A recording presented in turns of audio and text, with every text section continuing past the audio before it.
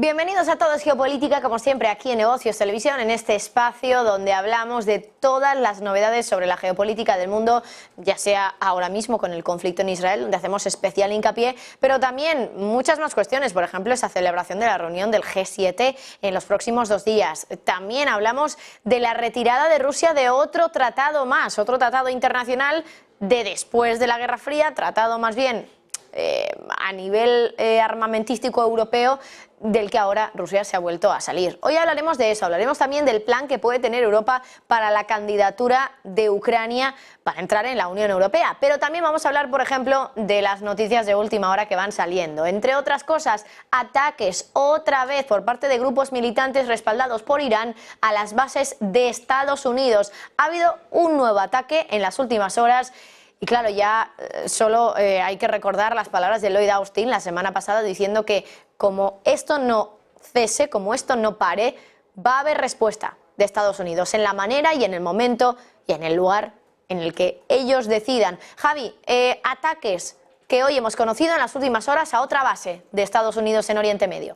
Sí, milicias proiraníes, Marta, que como estábamos comentando, vuelven a atacar bases con presencia de Estados Unidos, en este caso en Irak y Siria. Una amalgama de estas milicias de la resistencia islámica en Irak, que ha reivindicado hace apenas unos minutos un nuevo ataque múltiple contra 2 bases militares con presencia de militares estadounidenses en el norte de Irak y contra una en el este, concretamente de Siria. La agrupación en un comunicado insiste en que ha atacado con 2 drones la base de Al-Ahir, ubicada en Erbil, y otra ubicada en el aeropuerto de la ciudad, donde también está personal estadounidense autorizado para operar. También se indica que han lanzado drones contra una base en la provincia oriental de Siria, en Deir al-Sur, con presencia de tropas estadounidenses, pero aquí no han dejado más detalles sobre la mesa. El caso es que estas milicias, como decíamos, proiraníes de la resistencia islámica en Irak, ya han realizado más de una treintena de ataques contra objetivos con presencia norteamericana estadounidense en Irak y Siria desde el pasado 17 de octubre, después de también lanzar una serie de críticas amenazas, advirtiendo a Washington contra el despliegue de más tropas en Oriente Próximo en apoyo a Israel. Se intensifica esta crisis en los ataques a las tropas o a los lugares de presencia de tropas estadounidenses en Irak y Siria, en un claro movimiento de descontento de estas poblaciones contra la presencia norteamericana en el territorio. Pues Javi, muchísimas gracias. Vamos a comentar ya esto con nuestros invitados. Hoy tenemos a Eduardo Irastorza, profesor de OBS Business School. Vamos a ver si podemos ver a Eduardo para saludarle. Ahí lo tenemos. Eduardo, buenas tardes. Muy buenas tardes. Tenemos también a Mario Caira, CEO de Mario Caira Comunicación. Mario, muy buenas. ¿A ti también? Hola Marta, gracias por la invitación. Buenas tardes. Muy buenas tardes. Y también a Pedro Mourinho, que es fundador y CEO de Iberatlántico y, como estoy, Global Corporation y cónsul honorario de la Federación de Rusia. Pedro, buenas tardes y muchas gracias a ti también por estar un día más con nosotros. Muy buenas tardes, Marta. Un placer estar aquí. Quería comentar con vosotros esta noticia de última hora que acabamos de comentar. Milicias proiraníes que han vuelto a atacar a bases con presencia de Estados Unidos en Irak y en Siria. Ya son varios los ataques que se han producido en los últimos días, en las últimas semanas, contra lugares donde están precisamente las tropas de Estados Unidos, y son presuntamente ataques realizados por parte de milicias que estarían respaldadas por Irán. De esto habló Lloyd Austin la semana pasada, lo decíamos antes, y advirtió de que Estados Unidos se reservaba el derecho de responder en el caso de que eso volviera a ocurrir. Claro, ha vuelto a ocurrir, pero no sé dónde está el límite. ¿En 1 o 2 más, 2 ataques más? ¿O dónde está el límite? ¿Cuándo podría responder Estados Unidos? ¿Y de qué manera? Empiezo contigo, Eduardo. Bien, la verdad es que si quieren forzar un casus belli, lo están haciendo francamente bien, porque atacar las bases americanas es un reto que se pueden encontrar con una sorpresa en cualquier momento. Esto lo que demuestra es que en la crisis que tenemos en Oriente Medio, Irán no es simplemente un testigo, un espectador, sino una parte que interviene de manera decidida en este conflicto. Yo creo que el límite que tú señalabas, ¿dónde está el límite? Yo creo que si el día que haya bajas habrá una respuesta mucho más contundente. Mientras estén simplemente afectando con drones sin presencia física ni cosas por el estilo que puedan incluso negar su autoría, es difícil que Estados Unidos dé un paso al frente y golpee a Irán. Es un poco hasta qué punto está Irán detrás de idear ese ataque, porque sabemos que las milicias están respaldadas por Irán, pero aquí, ¿qué parte de ese ataque está organizada o respaldada también a nivel de financiación o de poder proporcionarles las armas o los drones, en este caso, para realizar los ataques? ¿En qué parte está involucrado Irán, Mario? Mira, Marta, es difícil saberlo, ¿no? Si uno lo supiera y tuviese pruebas ciertas de ello, sería muy fácil de condenarlo, por lo menos públicamente y abiertamente, y tener herramientas como para tomar algún tipo, aunque sea de forma declamatoria o declamativa, alguna sanción internacional que poco le puede interesar a Irán. Está también la contrainteligencia, la posverdad, y en que hay muchos que también están hablando de un terreno interno de la política norteamericana. ¿Cuánto le favorece este escenario a Donald Trump, que elevó su perfil en la campaña interna, ayer declarando ante el juez, culpando a toda la justicia, al sistema, de una persecución? ¿Cuánto le es funcional a la campaña interna, a la política interna norteamericana, a los seguidores de Donald Trump, este escenario geopolítico mundial? Yo, como no soy especialista en temas internacionales y solo focalizo en temas de comunicación, veo cómo los intereses de un lado y del otro del mundo, y dentro de las propias potencias, dentro de la propia Europa, dentro de los propios Estados Unidos, cómo cada uno lleva el agua hacia su molino, a veces de manera muy peligrosa, porque como decía Eduardo, nunca se sabe en qué puede terminar esta provocación.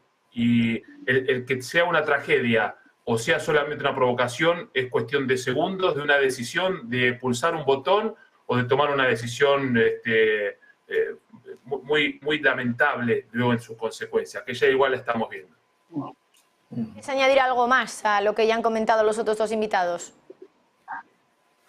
Mira, me parece que la estrategia... Le decía Pedro, pero Mario, si quieres comentar algo más, adelante, perdona. No, por favor, vamos a escucharlo a Pedro, perdón. Perfecto. Pues bien, yo en relación a lo que han comentado anteriormente los contertulios, estoy básicamente de acuerdo. Si bien me gustaría matizar algunas cuestiones.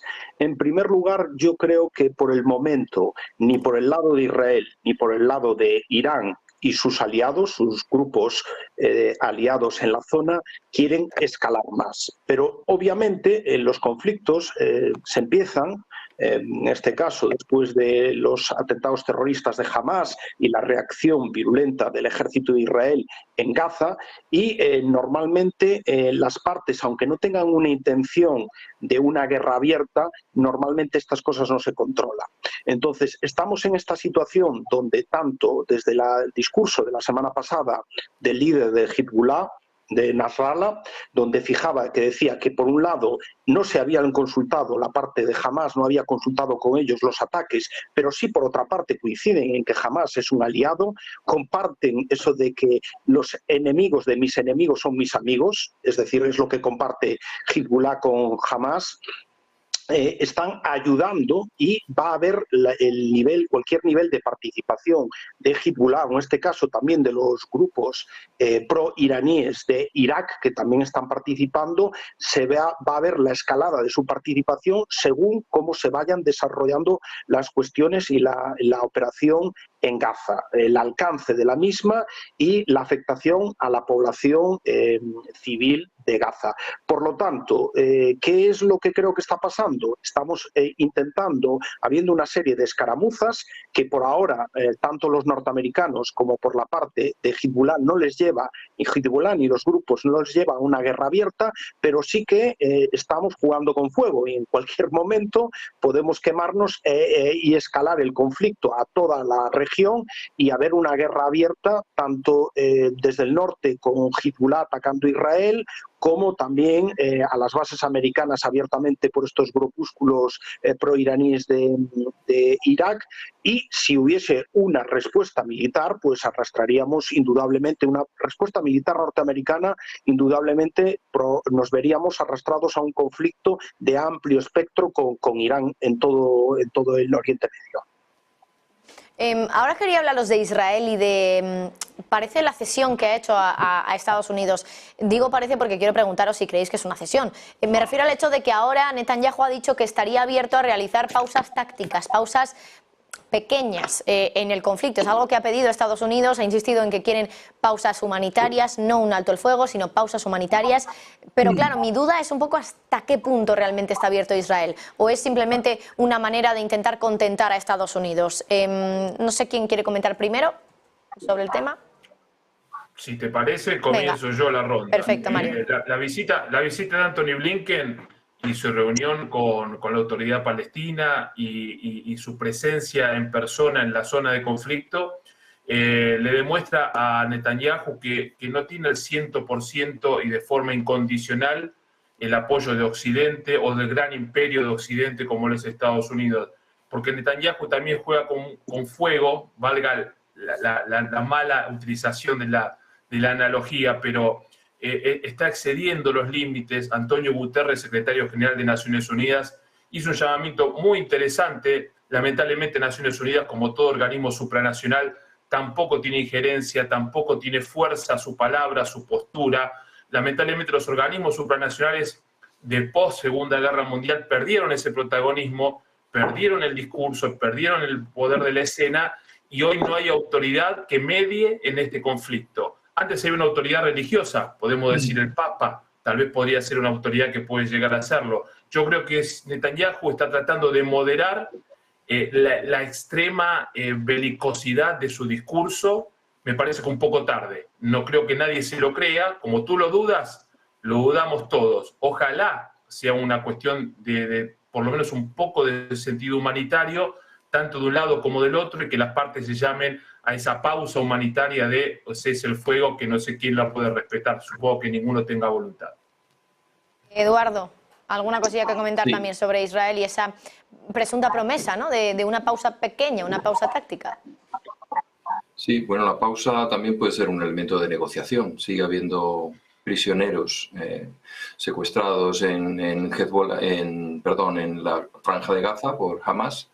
Y, lógicamente, pues esa pausa humanitaria también puede ser un elemento de negociación. Voy a parar por un momento para que te llegue algo de ayuda y tú me sueltas a alguien o vamos a discutir el tema, ¿no? Yo creo que lo dramático de este tema, viendo a la guerra como el verdadero enemigo, como decía, es sobre todo el hecho de que sea una pausa. Es decir, no hay expresado una voluntad de acabar con el conflicto, sino pausémoslo, pero no hemos terminado la partida. Recuerdo que a poco de iniciarse esta crisis, a principios de noviembre, nosotros comentábamos que el ataque que iba a haber por parte de Israel iba a ser absolutamente desproporcionado. Siempre lo son. Los contragolpes, como le va la vida en ello, lo que trata es de dar un escarmiento inaceptable al enemigo de tal manera que esté quieto durante una temporada, porque estas pausas son recurrentes. Realmente a mí lo que me preocupa de toda esta cuestión es que no se está yendo al fondo, como decían en la ONU en su momento, ¿no? El fondo de la cuestión es que tenemos un conflicto y cada uno está planteando el debate en unos términos. Israel quiere limitarlo al conflicto circunstancial que tiene en este momento y la autoridad palestina, Hamas, Palestina, quien queramos que intervenga, lo que está diciendo que hay que verlo con una perspectiva histórica. Si, como decía Goethe, una buena respuesta contiene la mitad de la solución, una buena pregunta tiene la mitad de la respuesta, ¿no? Si está bien formulada. Aquí la pregunta no está formulada. ¿Estamos hablando de cómo solucionar un conflicto en el tiempo este que ha sucedido, o estamos pensando en sanear la situación en Oriente Próximo? Yo creo que cada una de las partes se plantea un escenario distinto como punto de partida. Con lo cual, y yo estoy de acuerdo con lo que ha dicho, muy de acuerdo con lo que ha dicho Mario, de que realmente pueden decir misa. O sea, si no hay una autoridad que respalde esta decisión, es que no tiene ningún poder coercitivo para que se lleve a cabo. La ONU no tiene ninguna influencia en la zona hoy en día. Estados Unidos, más que quiera, no puede dictar a Israel lo que tiene que hacer. O sea, Israel es completamente autónomo en su soberanía de decisiones. Y por otro lado, lo que es el pueblo palestino, tiene una infinidad de interlocutores, ¿no? ¿Con quién negoció? ¿Con Hamás? ¿Con la Autoridad Nacional Palestina? Es difícil identificar para llegar a un acuerdo con quién estoy llegando al mismo. En el caso de Palestina, a lo mejor puedes llegar a un acuerdo con la Autoridad Palestina, que parece más razonable, vimos su presencia en la ONU, en la ONU, efectivamente, pero dejas al lado a Hamás, pues ya vamos mal. ¿Y qué pasa con Hezbollah? ¿Y qué pasa con el otro? ¿Y qué pasa con el jeque de no sé dónde que va por libre? O sea, es que hay tantísima gente que es muy difícil que esa situación llegue a buen puerto. Pedro, ¿alguna cosita que comentar también?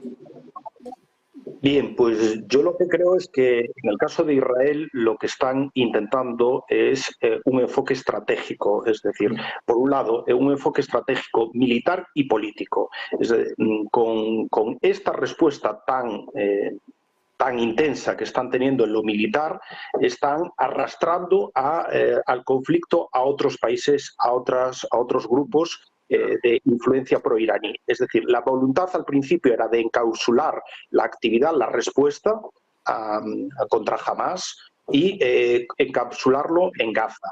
El problema es que es tal la respuesta, tal la virulencia, tal el número de muertos, que esto está arrastrando la posición de otros entes que no estaban tan interesados en entrar en el conflicto, como Hezbollah o los grupos, por ejemplo, que antes mencionábamos, los grupos pro-iraníes de Irak o los hutis yemeníes. Pero la virulencia de las imágenes, la contundencia de lo que está haciendo el ejército de Israel en Gaza está arrastrando estas posiciones. Y esto es peligroso para Israel, porque fijaros, ya simplemente haciendo un poco de fuegos artificiales, poco más es lo que está haciendo en este momento Hezbollah, utilizando muy poca capacidad militar, ya ha fijado una tercera parte de los efectivos del ejército israelí en el norte.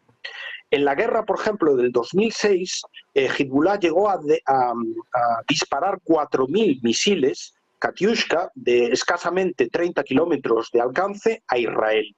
Pero ahora mismo la inteligencia occidental fija, por ejemplo, que Hezbollah podría tener del orden de 150.000 cohetes, con alcance de 300 kilómetros y en algún caso alguno de estos misiles con 500 kilos de carga. Por lo tanto, estamos hablando que la capacidad militar de Hezbollah es muchísimo, muy superior a la que tenía en el año 2006 y por lo tanto sería potencialmente un riesgo estratégico para Israel muy importante que eso se extendiese al frente, por ejemplo, del Líbano. También hemos ya tenido algunos episodios de cohetes que están llegando al Mar Rojo, a Eilat, por parte de los hutis yemeníes, que también están equipados. Hay que pensar que todos estos grupos han sido equipados en los últimos años por parte de Irán de tecnología cada vez más avanzada y más potente.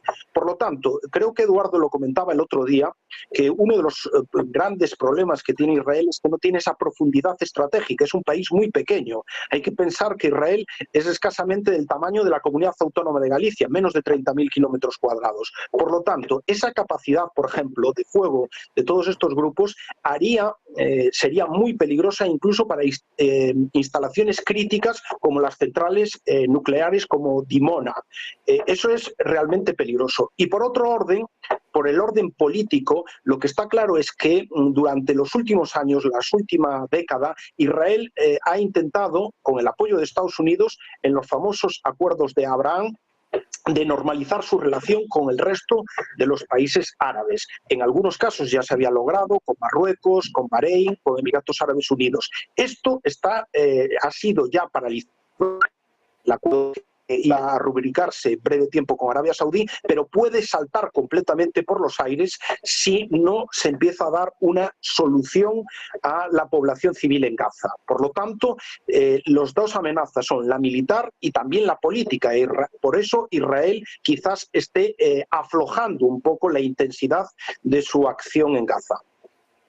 Permitidme un segundito que cuente una noticia de última hora, le voy a dar paso a nuestro compañero Javi, y tiene que ver precisamente con una de las tácticas o de las estrategias que estaría llevando a cabo ahora mismo Israel, y es que ya ha advertido de que perfectamente en 4 horas podría estar dentro de la ciudad de Gaza. Ya están en el corazón de Gaza con los tanques a las puertas de la ciudad y ha dado Israel 4 horas a los habitantes de la ciudad de Gaza para que se vayan. Javi, cuéntanos más detalles.